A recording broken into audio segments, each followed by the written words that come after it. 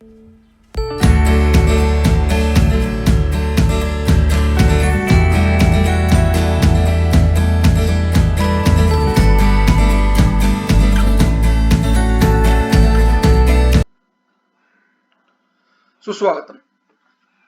Welcome.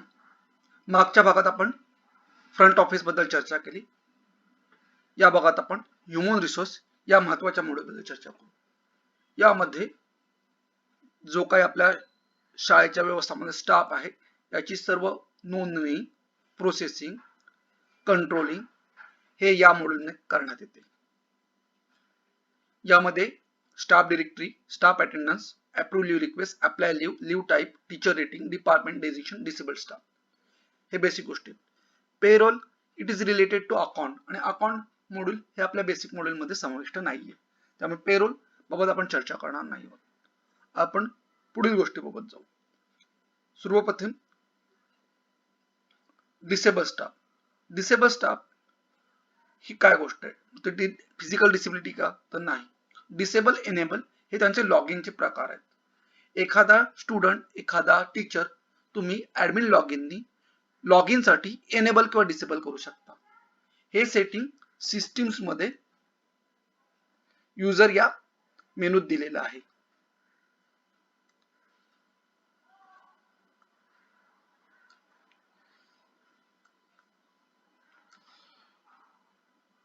इथे सर्व student, सर्व स्टाफ याची माहिती असते आणि हे जे ऍक्शनचं बटन आहे याच्यावरून त्याचं लॉगिन एनेबल किंवा डिसेबल करण्यात येतो. सद्यस्थितीत या टीचरचं लॉगिन एनेबल आहे. आपण ह्युमन रिसोर्स मध्ये जाऊया. Disable staff. सध्याचे ते आपल्याला हा रिपोर्ट ब्लँक आहे. आता आपण काय करूया, सिस्टीम सेटिंग मध्ये जाऊन सदरचा युजर डिसेबल करूया. हा युजर आपण डिसेबल करणार केलाय. मग त्याच्यानंतर आपल्याला ह्युमन रिसोर्स मध्ये काय कळेल की आपल्याला डिसेबल झालेल्या टीचर्स मध्ये या टीचरचं नाव येईल. ही लिस्ट मध्ये नाव आलं. परत एकदा आपल्या कामासाठी सद्यस्थित त्याला एनेबल करून घेऊया. म्हणजे डिसेबल मेनूतून आपल्याला डिसेबल झालेल्या टीचर्सची नावं कळतात. कोण डिसेबल आहेत, कोणाचे लॉगिन आपण डिसेबल केलेले आहेत, मग एनेबल करायचे की नाही हे मेन पर्सन ऍडमिनिस्ट्रेशन डिसाइड करू शकतो. त्याच्यानंतर दोन मास्टर फाइल्स आहेत, डेजिग्नेशन आणि डिपार्टमेंट. तुमच्या व्यवस्थापनात वेगवेगळे डेजिग्नेशन असाल तर तुम्ही ते डेजिग्नेशन ऍड करू शकता. For example headmaster,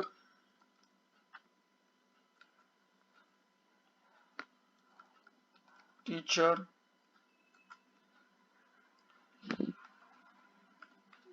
graduate teacher,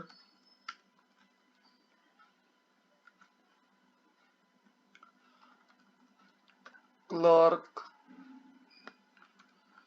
पिऊन, अशा प्रकारे डेजिग्नेशन टाकू शकतो. तुमच्याकडे डेजिग्नेशन असतील तर तुम्ही डेजिग्नेशन टाका, नसेल तर एक कॉमन डेजिग्नेशन तयार करा जेणेकरून आपला डेटा ब्लँक राहणार नाही. डिपार्टमेंट. तुम्ही याच्यात वेगवेगळे डिपार्टमेंट टाकू शकता. Science department, maths department, language department, जसे तुम्हाला हवं तसं. काही नसेल तर दोन डिपार्टमेंट अकॅडमिक, नॉन अकॅडमिक टाकू शकता. नसेल तर कुठलेही एक डिपार्टमेंट टाका आणि ते आपण करूया. आपण इथे सध्या अकॅडमिक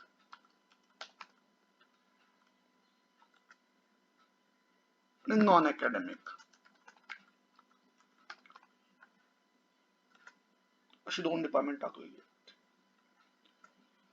त्याच्यानंतर पुढचा लिव्ह टाईप. लिव्ह टाईप मध्ये कुठकुठल्या प्रकारच्या आपण लिव्ह देऊ शकतो. मेडिकल लिव्ह आहे,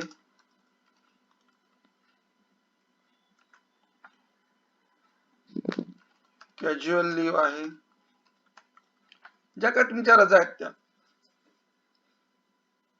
रजेची माहिती याच्यासाठी घेतो की जेणेकरून तो टीचर आहे की नाही याबाबतचा जो अटेंडन्सचा रिपोर्ट आहे त्याला आपल्याला ते चेक करता येतील.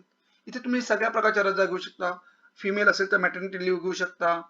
त्याच्यानंतर बाकी तुमच्या काही विशेष रजा असतील त्या घेऊ शकता. Apply leave. आता जो कोणी असेल तो अप्लाय लिव्ह करू शकतो.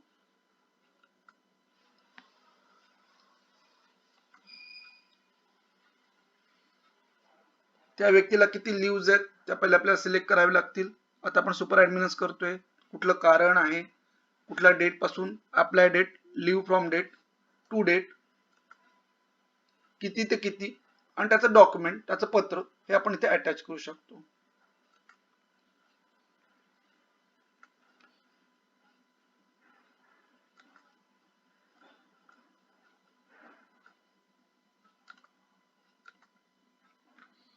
त्याच्यानंतर अप्लाय रिक्वेस्ट, ऍडमिनिस्ट्रेशनला पॉवर आहे, तो आलेल्या रिक्वेस्ट अप्रूव्ह करू शकतो किंवा डिसअप्रूव्ह करू शकतो. त्याच्यानंतर स्टाफ अटेंडन्स, आलेला जो कोण स्टाफ असेल त्याचे रोल सिलेक्ट करायचे आणि त्यांचा अटेंडन्स घ्यायचा आणि तो नोंद करायचा आहे. अटेंडन्स मध्ये present, late, absent, half day, त्याचा रिमार्क, नोट असं करू शकतो. हॉलिडे असेल तर मार्क हॉलिडे आपण करू शकतो आणि सेव्ह करायचा आहे. स्टाफ डायरेक्टरी, इथून आपल्याला आपला बेसिक स्टाफ ऍड करायचा आहे. इथे बाय डिफॉल्ट तुमचा मेन ऍडमिशनचं नाव असेल, त्याच्यानंतर एखादा टीचर टाकला गेला असेल डेमो मध्ये, इथे तुम्ही तुमचा स्टाफ ऍड करू शकता.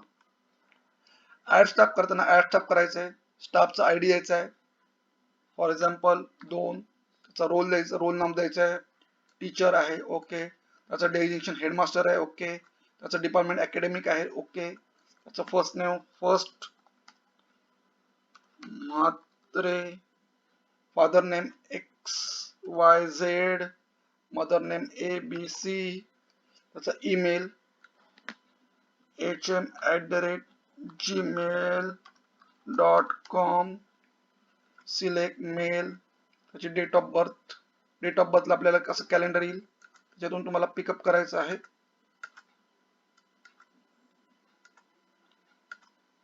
त्याच्यानंतर डेट ऑफ जॉईनिंग,